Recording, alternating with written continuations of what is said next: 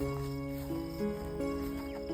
काय रे प्रथमेश, एवढं टेन्शन मध्ये तरी काय आहेस? कसला विचार करतोयस?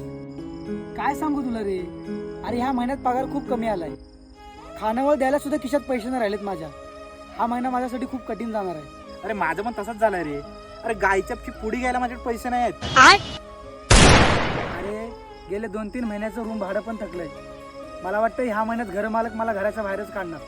अरे माझं पण तसंच झालंय रे. माझी आणि घरच्यांची भांडणं चालू आहेत. मला वाटतं ह्या महिन्यात मला घरच्या बाहेरच काढणार आहेत वाटतं. तुला सांगतो टेन्शन एवढं वाढलंय ना, दारू प्यायला पण खिशात पैसे नाही आहेत माझ्याकडे. अरे हो रे. अरे माझ्याकडे 20 प्यायला पण पैसे नाही आहेत. तुझ्या आईला तू काय पागल आहेस काय? अरे इथं काय कॉम्पिटिशन चाललंय काय? माझं दुःख सांगायच्या आधी तू तुझं दुःख तयार ठेवून राहिला. अरे तू आज माझं दुःख ऐक, तुझं दुःख आपण उद्या ऐकू. राव डोक्याचा भजीपाव करून राहिला. अरे प्रथमेश, तुझ्या आईला तू जाय, तू चल तुझी आई.